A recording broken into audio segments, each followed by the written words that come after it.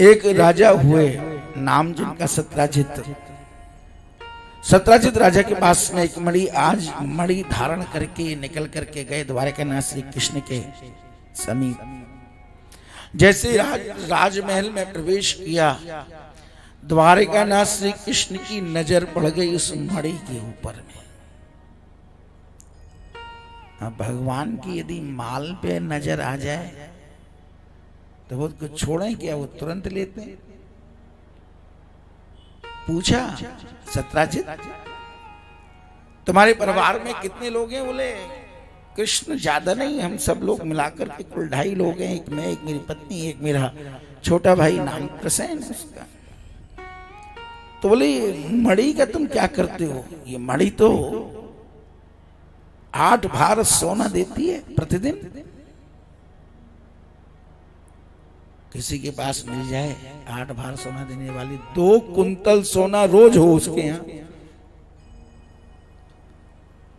हम लोगों को मिल जाए तो क्या करेंगे? पूरा महाराज लंकापति रावण की तरह से अपनी लंका बना लेंगे कि नहीं? 2 कुंतल सोना भगवान को मालूम थी। सत्राजित राजा ने देखा, बोले ये व्यक्ति ठीक नहीं। भगवान ने कहा कि इस मणि को हमारे खजाने में जमा कर दो। बोले ये क्या बात हुई? किसी की वस्तु है, कोई जबरदस्ती? ये व्यक्ति ठीक नहीं है। तात्पर्य क्या है इस प्रसंग से? तात्पर्य क्या है? जिसकी नीयत ठीक ना हो ऐसे उस व्यक्ति का संग नहीं करना चाहिए।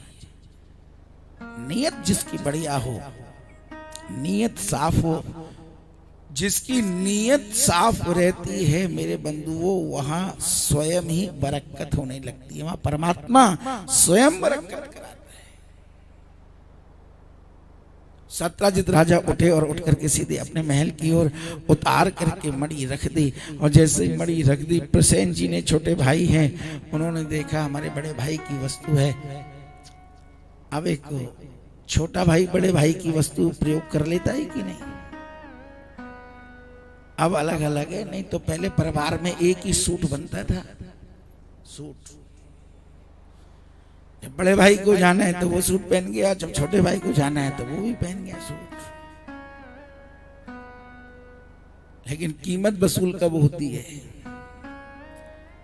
कोई 25,000 की साड़ी पहन करके आए, जब तक बाजार या मार्केट में या किसी पार्टी में कोई हाथ लगा के पूछ ना ले, बोले डिजाइन बहुत अच्छी है, कहां से खरीदी, कितने की आई, वसूल हो गई। फिर वो पहनी जाए या न पहनी जाए, फिर वो रख दी जाती है। बोले अब पहनेंगे, अब पहनेंगे, अब पहनेंगे, अब पहनेंगे। पहनते पहनते महाराज आ जाता है उसका पूरा समय।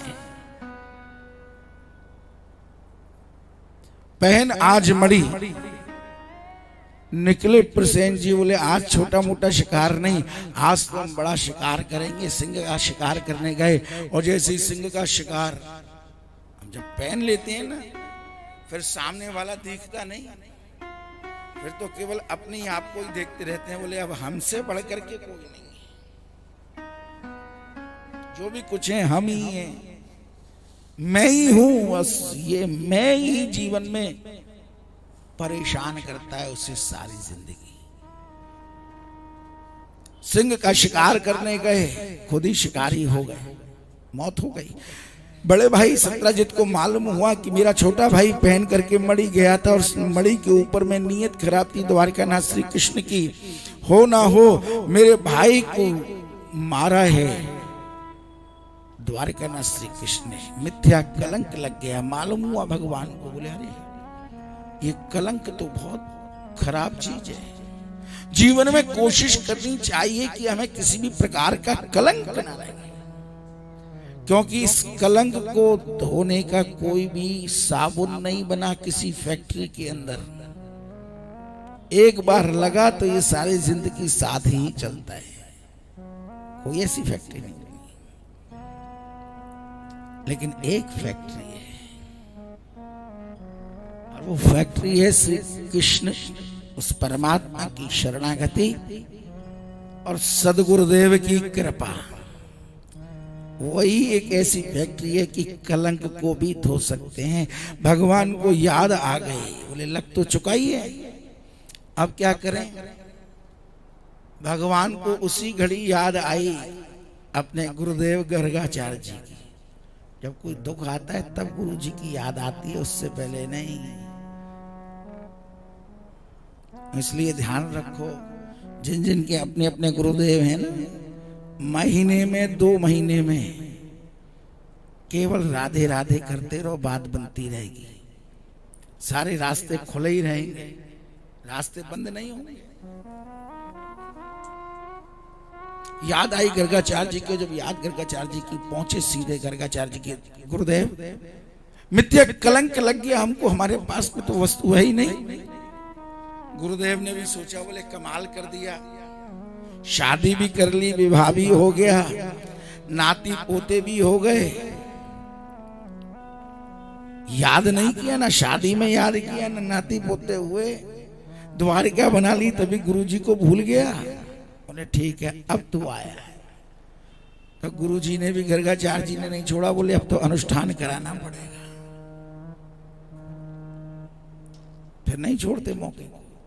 और गर्गाचार्य जी से द्वारका, बोले गुरुदेव जो कुछ कराना है अब करा दो, अब कोई नहीं, ये कलंक धो।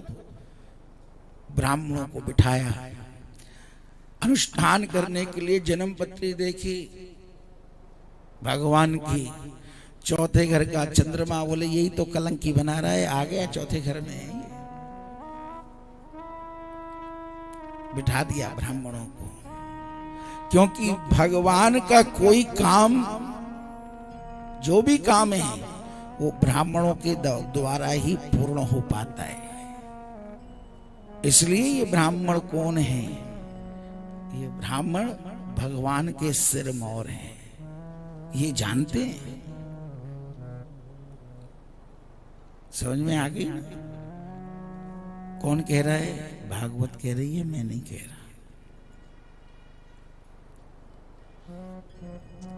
जैसे निकल करके गए, गुरुदेव से मिल करके रास्ते में पड़ा हुआ देखा अपने प्रसेन जी का वो शरीर, और प्रसेन जी के पास में एक रीछ के जामवान वहां से निकल करके गए। मणि चमक रही थी, देखा, बोले ये मणि तो बड़ी अच्छी है, चमक रही है, क्यों ना अपनी बेटी को ले जाकर के दूं, वो खेलती रहेगी इससे। जामवान जी उस मणि को लेकर के गए, अपनी बेटी जामवती के हाथों में दे दी।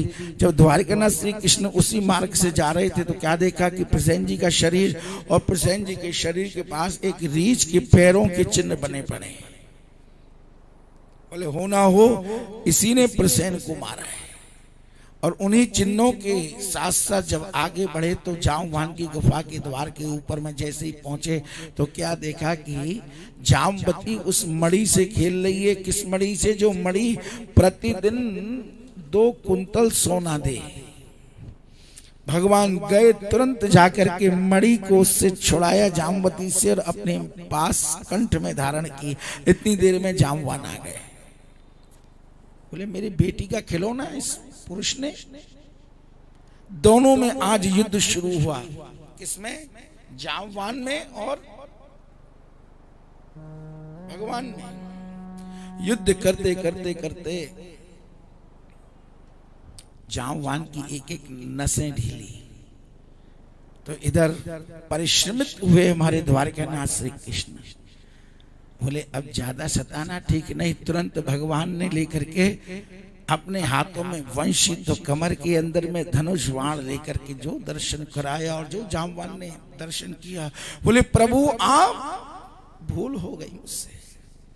बोले तुझसे भूल नहीं हुई है, मेरा अवतार ये इसीलिए ही तो हुआ है। जो जो इच्छाएं जिन जिन लोगों की उस रामावतार के बीच रह गई थी, शेष रह गई थी, जिस समय लंका पर विजय प्राप्त करने के बाद जब आए सबको सेवा सौंपी, अचानक जामवान जी के मन में विचार आ गया, क्योंकि नक्शा बनाते थे युद्ध का। बोले 2-2 हाथ हमारे जरा राम जी से हो जाएं। उस समय तो संभव नहीं, लेकिन जामवान की आज इच्छा पूरी की। बोले प्रभु जब अब आपका ही दर्शन हो गया, अब जीने में कोई फायदा नहीं, अब तो आप मिल गए। मेरी अंतिम इच्छा है, मेरी बेटी है, यदि इसका हाथ अपने हाथों में ले लें। ये तो श्याम जी हैं, कृष्ण है। बोले जो भी आओ, बोले आओ। तभी तो गीता में कह रहे हैं कि सर्वधर्मान परित्यज्य मामेकम शरणम व्रज। मामेकम, सारे धर्मों के धर्मावलंबियों को इंगित कर दिया द्वारिकानाथ श्री कृष्ण ने। छोड़ दो सारे धर्मों को, आओ मेरे पास, मेरे चरणों में आओ। लेकिन कौन आ पाता है? वही आ पाता है, वही शरणागत हो पाता है जो उसे चाहता है। जाम्बल ने अपनी बेटी का हाथ दिया, भगवान के हाथों में लेकर के द्वारका में प्रवेश। तीसरा विवाह सत्यभामा जी के साथ में हुआ।